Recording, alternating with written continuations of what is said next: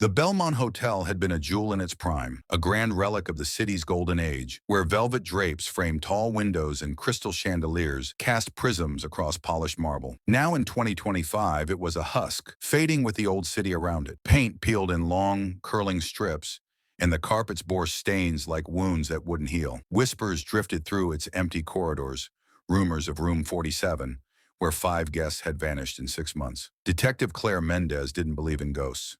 She believed in evidence, in her revolver's weight at her hip, and in the stubborn logic that had solved every case she'd ever taken. But Room 47 was different.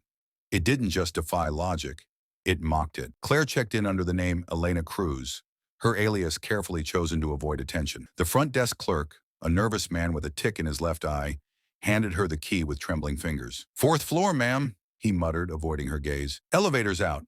Stairs are safer." She noticed he didn't mention Room 47 by number, as if saying it aloud might summon something. The staff avoided the fourth floor entirely, whispering about lights flickering, temperatures plunging, and a phone that rang at 3:17 a.m., with no one on the line. Claire smirked, chalking it up to superstition.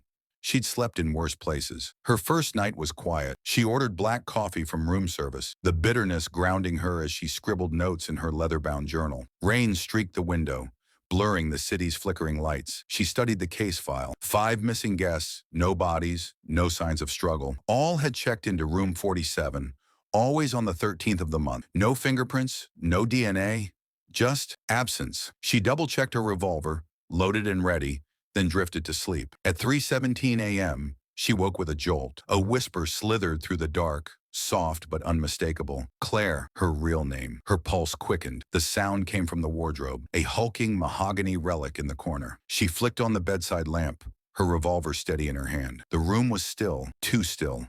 The air felt heavy, like a held breath. She checked the wardrobe, the bathroom, the hallway, even under the bed. Nothing. But the temperature had dropped, her breath visible in faint puffs. Sitting back on the bed, she noticed the window. Condensation beaded on the glass, forming words. "Get out!" Claire's rational mind screamed prank. Maybe a hidden projector, a clever trick, but her gut churned. She snapped photos of the words before they faded, then forced herself to stay calm. Morning brought sunlight and skepticism. She cornered the manager, a gaunt woman named Marjorie who smelled of stale cigarettes. "I need the guest registry," Claire said, flashing her badge. Marjorie hesitated, her eyes darting to the staircase. "You don't want to dig into this," she warned. Room 47, it doesn't let go. The registry was a leather tome, its pages yellowed and brittle. Claire traced the entries for Room 47. Each missing guest had checked in on the 13th, exactly a month apart. The final name stopped her cold. Dr. Stephen Hale. She knew him. 5 years ago, Hale, a criminal psychologist, had vanished while researching trauma loops. His theory that intense emotional events could imprint on a place, trapping victims in a cycle of relived suffering. His work had been dismissed as fringe, but Claire remembered his intensity, his belief that some places could remember pain. That night, she searched the room again, her flashlight cutting through the shadows. Behind the wardrobe, she found a loose panel. Prying it open revealed a hidden compartment, dust-caked and untouched. Inside was a digital recorder, its casing cracked. She pressed play. Static hissed, then Hale's voice, low and urgent. "The room remembers. Every act of pain leaves an imprint. It doesn't haunt you, it repeats you. If you're hearing this, you're already part of it." The recording cut off. The lamp flickered and Claire's reflection in the mirror shifted. A man stood behind her, wet hair, wide eyes, trembling lips. She spun, gun raised, but the room was empty. Yet his voice whispered, close to her ear, "You shouldn't have come." Her heart pounded, but she refused to panic. She checked the time. 3:16 a.m. 1 minute later, the phone rang, shrill and jarring.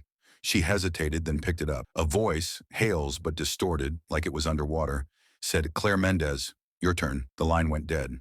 The lights exploded in a shower of sparks, plunging the room into darkness. Claire felt a pull, like gravity reversing, dragging her backward. The room twisted, walls melting into flickering images.